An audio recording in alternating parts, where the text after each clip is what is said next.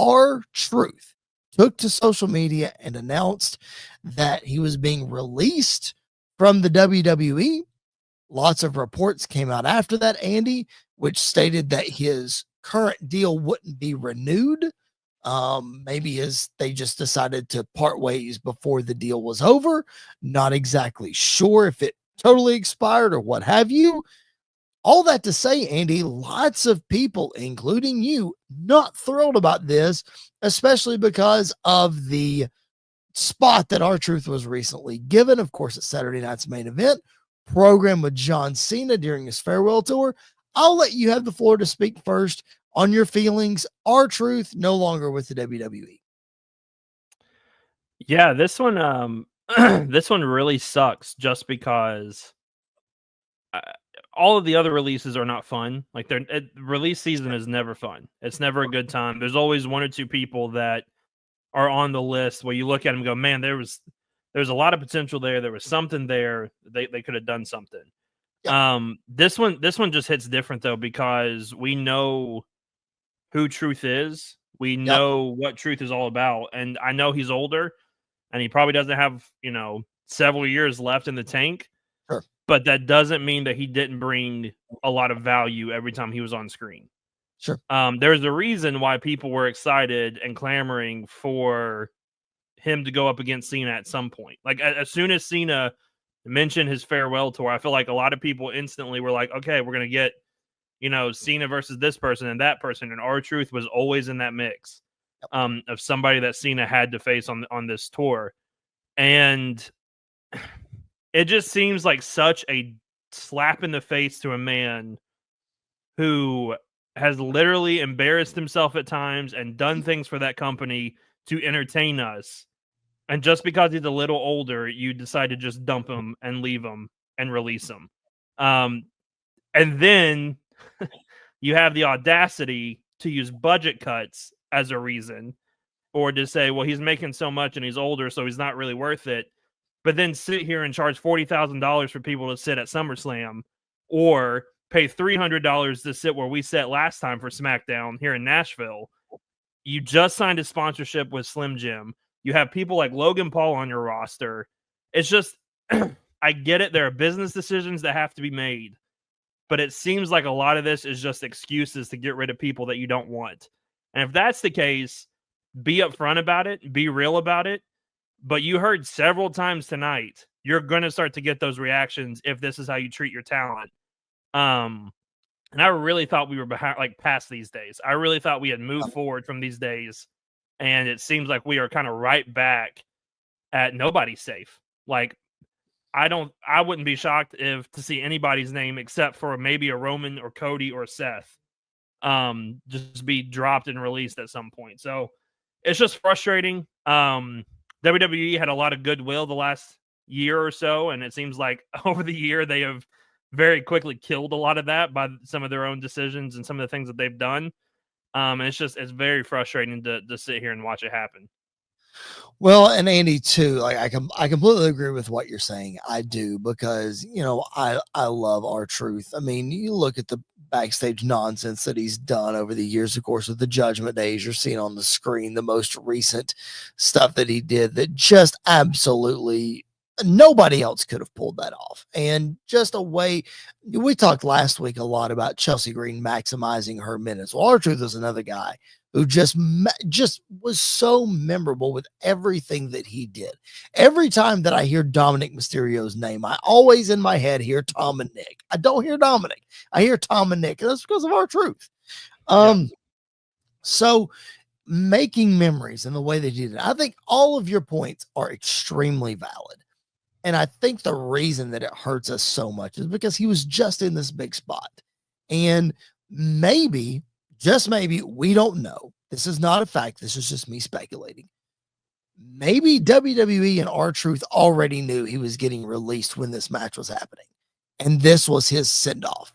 This was the way to give him the spotlight on the way out and let him wrestle John Cena and do this Ron Cena thing and whatever, and be able to honor his career in that way. Now, he did get squashed by Solo by JC on SmackDown.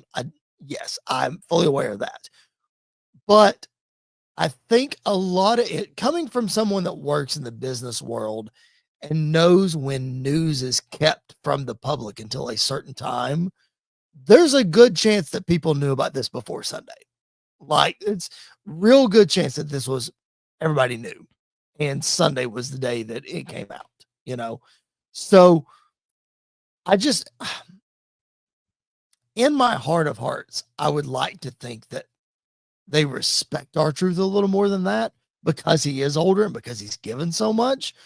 But Andy, the fact of the matter is, it's a business decision, like you said. We're dealing with TKO Endeavor. Like, this is not just the old senile Vince McMahon running things.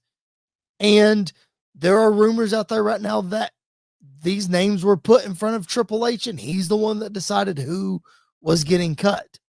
But at the end of the day, we're still dealing with a billion-dollar company that is making decisions for WWE, not just WWE at this point. So there's a lot of factors at play here. Yeah, there really is. And I thought about, that being the case, that maybe they did know, or they had some idea that this was happening before Sunday, before this weekend. But then at least have the courtesy to make that match at Saturday night's main event, title versus career. Like, sure. How easy would that have been? And then Right. all of a sudden you just write that into story. Now you don't have the shock of everything happening, of just up and releasing him. And I think that's why I don't necessarily believe that this was a planned thing. I think it was just a spur of the moment thing, because I feel like they would have at least built it up somehow, like build it up storyline wise, or just put something out there. But this was just on a random Sunday, not even a Friday, just on a random Sunday after he literally just showed up on TV, just dropping him and releasing him. It seems like a very disrespectful thing to do to somebody who has been what I would consider a WWE lifer at this point. And, I don't think that's really a thing anymore. I don't think we can really say anybody's a WWE lifer, because anybody is next on the chopping block, it feels like. And yeah, like you're right. We don't know if Triple H had the ultimate say or if he had to just pick people to put out there. Because this isn't just affecting R-Truth. I mean, Carlito, another one that was week to week the only interesting thing about Judgment Day, because he was funny. Like, and then you just up and drop him too without any notice or anything. Without even like kicking him out of Judgment Day, or just, I don't know. So it seems like this was a very, from the outside looking in, it seems like a very short leash, like rash decision that just happened over the weekend, because they saw some numbers and they were like, oh, well, we can trim the budget somehow. We can't, it'd be unethical to charge people $50,000 to sit at a show. So let's, keep it at 40,000 and cut some people somewhere. So it's just, it's very frustrating to kind of sit back and look at it, especially knowing some of the ways that TKO handles business outside of WWE. It's very disheartening to kind of see this stuff happening. Yeah, it's definitely not your mom and pop WWE anymore. That's for sure. Like, we're dealing with way bigger stuff here, and some things are going to happen that we don't like. We were up in arms about sponsors on the ring mat for a long time, and now ticket prices are astronomical, and now some superstars are getting released that maybe they shouldn't be released. I'll tell you this much, Andy. We were talking about Braun Strowman getting released several, it wasn't months, weeks ago. Let's just call it weeks. Lots of rumors were floating around that he was going to get a deal where he was going to come in sporadically and do a program, and then he would leave, whatever. I can totally see them doing that with R-Truth, especially because of the kind of character that he is and the way that they used him anyway. Just bring him in sporadically. But I will say this. I was in the car with our buddy Vacation Aaron when we got this news. We're on our way back from Mississippi. And I got to give him credit for this. It's not my idea. I got to give Aaron credit for this. He says, what would be incredible is if R-Truth went to AEW, and I filled in the blank and said TNA because you could do this. I don't see him going to AEW, but Have R-Truth go to AEW or TNA and think that he is in WWE based on all the people that he sees there. Yeah. I mean, look, AEW, you can do it with Edge, you can do it with Christian, you can do it with Mox, whatever. Ricochet. TNA, you can do it with Hardys, Zack Ryder, Kurt Hawkins. You can do it with Tom Hannafin, the announcer. I mean, lots of people you can do it with there too. So I think if he goes anywhere, it's TNA. It's just a logical landing spot for him. I honestly, Andy, if he doesn't sporadically show up in WWE, he might just be done wrestling. He's 55. Yeah. He might just be done. Yeah. I think that's probably even if he does sign somewhere, I don't think it's going to be like a long-term deal. And I don't think it's going to be to like wrestle. I think he's just going to be an on-screen personality that, sort of like what Santino Marella has been doing with TNA, of just being like an on-screen authority figure kind of thing.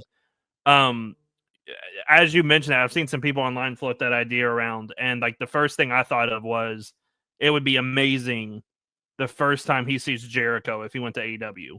Yes. And we got Truth and Jericho backstage. Like that would be hilarious to see something like that. Or, Edge would be another one that would be great. And Christian, there's a lot of opportunities for him.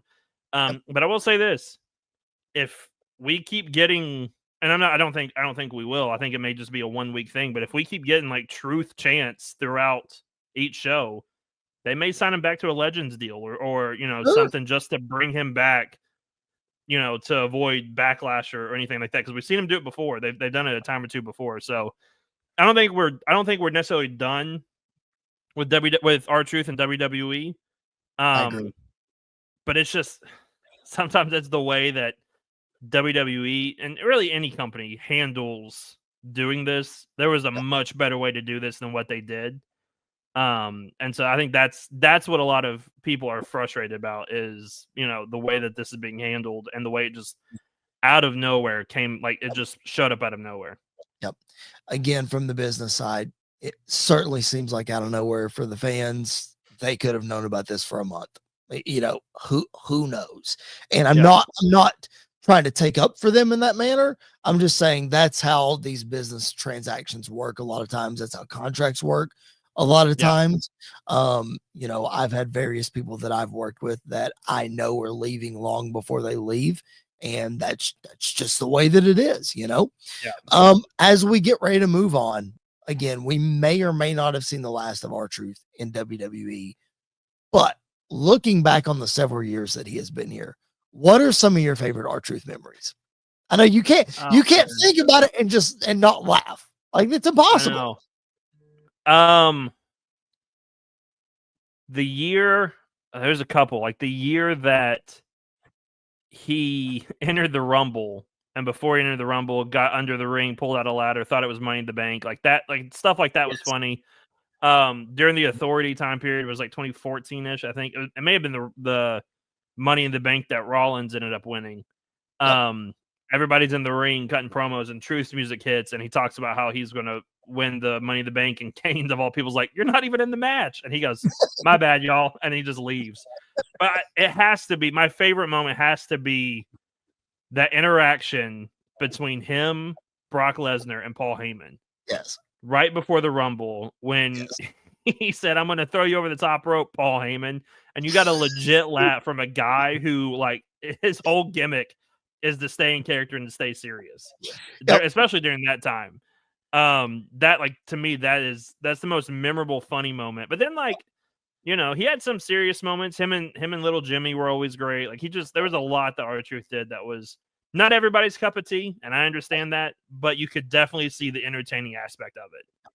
I'll tell you one thing that wasn't everybody's cup of tea that I really liked, and I'm going back in the archives here because WWE was we didn't realize at the time, but WWE was in a low period in like 2019, like 2018, 2019. It was not, it was real low. It was not great. I was having a blast. It was not great though, but the duo of R-Truth and Carmella and their random dance breaks were just so underrated, dude.